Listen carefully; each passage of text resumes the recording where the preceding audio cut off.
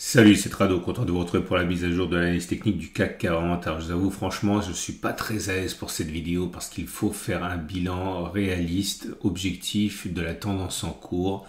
Et même si j'ai adopté un biais baissier qui, vous le savez, m'a amené à viser ce gap là et qu'il a été comblé, j'ai maintenant un autre objectif baissier, celui des 69,30, 67,80. Mais il y a des choses qui me gênent. On va reprendre depuis le début.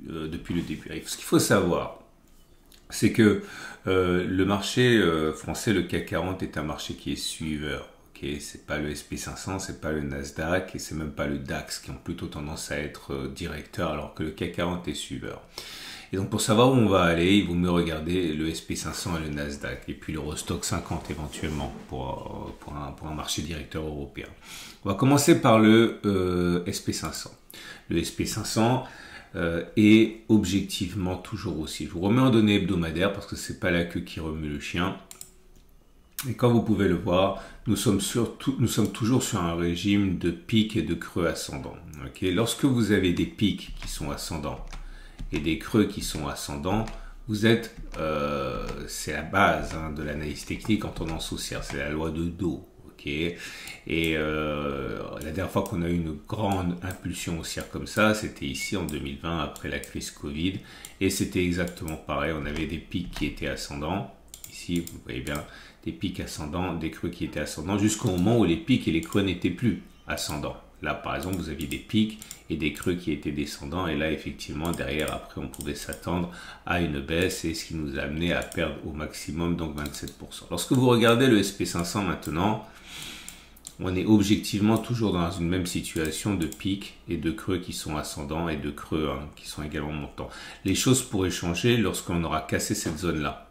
Si on casse cette zone-là et que ensuite derrière on a des pics et des creux qui sont descendants, là on pourra effectivement tirer la sonnette d'alarme et penser que le pire est derrière nous. Mais là objectivement c'est pas le cas sur le SP500, bien au contraire on rebondit cette semaine avec un gain pas énorme par rapport à la semaine précédente, mais si on tient compte du gap colossal qu'il y a eu depuis le plus bas, depuis le rebond, on en est à plus 5%. Quand on regarde le Nasdaq, on en donné hebdomadaire toujours. Je suis désolé, ça va être un petit peu long, mais il faut comprendre au bout d'un moment qu'il y a des priorités dans l'analyse et la priorité, c'est quand même ce que font les marchés américains. Regardez le Nasdaq. Pouvez-vous objectivement dire que la tendance haussière est cassée? Ok, moi j'ai du mal. Il en sera autrement lorsqu'on aura cassé ce support. Si on casse ce support, eh bien derrière on pourrait avoir des pics et des creux qui sont descendants, comme on a eu là, vous voyez cette séquence des pics ascendants, des creux ascendants, jusqu'au moment où on a cassé une zone ici de support et derrière on a eu des pics qui étaient descendants et des creux qui étaient descendants. Ok, avec à la clé derrière un maximum de baisse de 38%. C'est pas le cas maintenant. C'est vraiment pas le cas maintenant. Alors, ce qui complique la chose et ce qui m'a valu un biais baissier depuis maintenant des semaines et des semaines, c'est que sur le CAC 40, bon, on sait ce qui s'est passé. Tout a commencé avec l'histoire des élections et de la dissolution, etc. Ça nous a mis dedans, si vous me passez l'expression, au niveau du CAC 40 et depuis, eh bien, on a tendance à traîner la patte au niveau du CAC 40. Mais lorsqu'on regarde les marchés américains, eh bien, c'est pas du tout la même chose. On va passer maintenant en revue d'autres marchés, notamment j'en ai parlé, le DAX 40. Regardez le DAX 40, on était sur un régime de pic ascendant et de creux ascendant. Et le creux à ne pas casser, à mon avis, c'est celui-là. Et comme vous pouvez le voir, il n'a pas été cassé. Il a été cassé en semaine, mais il a été préservé en fin de semaine. Donc les supports tiennent, on n'est toujours pas en tendance baissière sur le DAX. Si vous regardez l'Eurostoxx 600, donc les 600 colosses européens, j'ai envie de dire, c'est la même chose. Pic qui était ascendant, creux qui était ascendant, alerte forte donnée en cassure de cette zone de support en début de semaine, mais finalement on clôture au-dessus. Et en juge de paix, je vous mets le TF Monde maintenant. Alors le TF Monde, comme son nom l'indique, ça tient compte de tous des grands marchés. Et là aussi, vous voyez, la tendance, elle est préservée. Et là, le problème, c'est que quand on regarde maintenant notre CAC 40 national, c'est une toute autre histoire. Puisque là, ça ne souffre aucune contradiction. Les pics étaient ascendants jusqu'à un moment, et puis maintenant les pics et les creux sont descendants. Avec quand même, regardez, une deuxième semaine consécutives où on n'arrive pas à repasser au-dessus de cette zone. Donc voilà, que faire? Si on remonte d'unité de temps, ok, parce que c'est toujours pareil, si on regarde la grande image, ça devient plus clair. Si on regarde les données mensuelles sur le CAC 40, on voit que la tendance là aussi mensuelle, elle est haussière avec des creux qui n'ont pas été cassés. Donc voilà, je suis circonspect. Je ne peux pas objectivement vous encourager à avoir un biais baissier parce que le CAC 40 est suiveur. Et si les marchés américains repartent de l'avant, et on a vu que sur la semaine les Américains ont bien tenu et ont fait même mieux que tenir, c'est difficile d'avoir un biais baissier. Donc j'adopte à titre personnel un biais plutôt haussier, compte tenu et uniquement compte tenu du fait que les autres marchés ne sont pas baissiers. Et parier sur un accès de faiblesse qui nous amènerait à toucher la zone des 69,30, 67,80, c'est parier sur le fait que les Américains, l'Europe, l'Eurostoxx, etc., replongeraient. Et il n'y a aucune raison a priori de le faire. Alors maintenant, on va passer à la chose la plus importante, à savoir comment ça se traite, ce genre de choses. Parce que bon, parfois vous avez des backtests à vous mettre sous la dent. J'ai envie de dire que c'est presque ce qu'il y a de plus facile. Lorsque vous avez des stratégies qui se mettent en place haussières, alors que vous êtes en tendance haussière, ou alors que vous avez des signaux baissiers, alors que vous êtes sur une tendance baissière, c'est assez facile. Là, on est vraiment dans une situation hybride. Si je regarde simplement où on en est au niveau du graphique journalier, mais ça vous l'avez compris, hein, la tendance de long terme maintenant elle est neutre parce qu'on est en dessous de la M200 mais celle-ci monte toujours. La tendance de fond elle est maintenant baissière. On a eu une croix de la mort ici mais dont j'ai déjà parlé, les effets sont peuvent être assez limités. La tendance générale elle est baissière également et la tendance immédiate elle est neutre puisqu'on vient de clôturer au-dessus de la M7. Alors, de deux choses d'une. Votre rendez-vous avec IG. IG, bien plus que du trading. Une équipe d'experts à vos côtés. Soit vous décidez à ce moment-là de vous focaliser sur les signaux, les setups, okay, ce qui est totalement envisageable et même recommandé lorsque l'on débute, puisque comme ça on ne se prend pas la tête.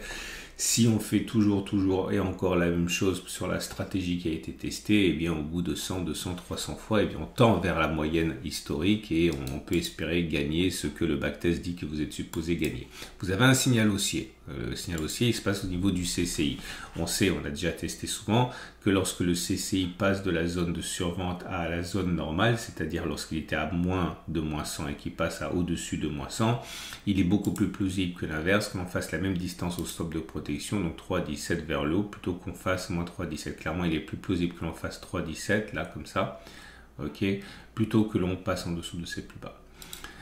C'est une possibilité. Ça, c'est si vous avez un biais aussi. Maintenant, si vous voulez spéculer à la baisse, dans l'état actuel des choses, vous êtes toujours, vous pouvez toujours spéculer dans cette zone-là, viser sur la fameuse zone de support. Si vous mettez un stop de protection au-dessus eh bien, de ce gap, de cet autre gap, de cette résistance-là, eh bien, vous avez un ratio gain-risque qui est un peu supérieur à 1. Ça se tient en particulier parce que demain, sans doute, on va ouvrir en hausse, donc ça améliorerait encore votre ratio gain-risque. Okay, ça, c'est une possibilité. Maintenant, j'ai envie de dire que la base, quand on fait du trading et de l'analyse technique, c'est de partir du principe que l'avenir est inconnu. Va-t-il y avoir des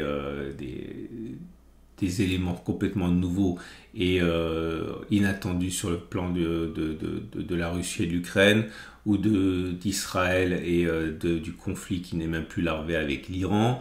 Est-ce qu'il va se passer quelque chose au niveau des élections américaines? On prenait pour fait comptant que pour un fait que Trump gagnerait. Maintenant on voit que Harris tend à remonter. Est-ce qu'il va se passer quelque chose? On n'en sait rien. Et donc on peut revenir à la base et dire que l'avenir étant inconnu, on ne peut tabler que sur du 50% de chance de faire ceci ou cela, 50% de chance d'avoir raison ou tort.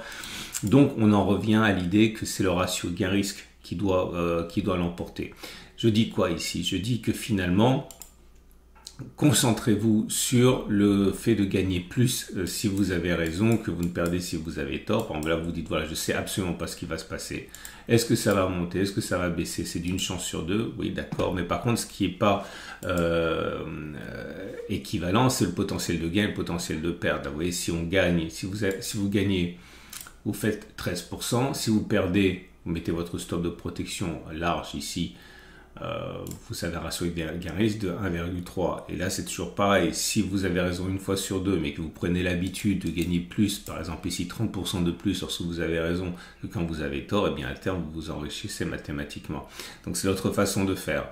Ok, dire avec humilité que vous ne savez pas ce qui va se passer, mais en tout cas si vous avez raison, vous gagnerez plus, et bien vous pouvez faire ça. Ok. Et puis à l'inverse, à la baisse, si vous voulez adopter ce genre de stratégie baissière, l'idée surtout c'est de garder en tête qu'une tendance a plus de chances de se maintenir que de s'inverser. Et donc là, vous avez la possibilité, je l'ai dit, hein, de dire voilà, on est en tendance journalière baissière. On sera en tendance journalière baissière tant qu'on n'aura pas fait ça, en gros. Donc on attend que ça remonte. On vise un ratio gain-risque supérieur à 1, tout en ignorant et en acceptant l'idée qu'on ne sait pas ce qui va se passer. Et vous spéculez à la baisse ici, 1,5 de ratio gain-risque, avec aucune ambition en termes de taux de succès, 50%, mais voilà. Je sais, c'est difficile d'accepter l'idée que parfois on ne sait absolument pas ce qui va se passer. Croyez-moi, ce genre de trade, je le fais même dans le cercle alors que j'ai 15-20 ans d'expérience. Hein, simplement me retrancher derrière le ratio gain-risque plutôt que sur des certitudes en termes de taux de réussite. Je vous souhaite une excellente journée. Vous avez plein de choses qui vous attendent sur la chaîne YouTube, l'analyse des ETF, l'or, demain la préparation de la semaine de trading, etc. Excellente journée et à demain pour la mise à jour.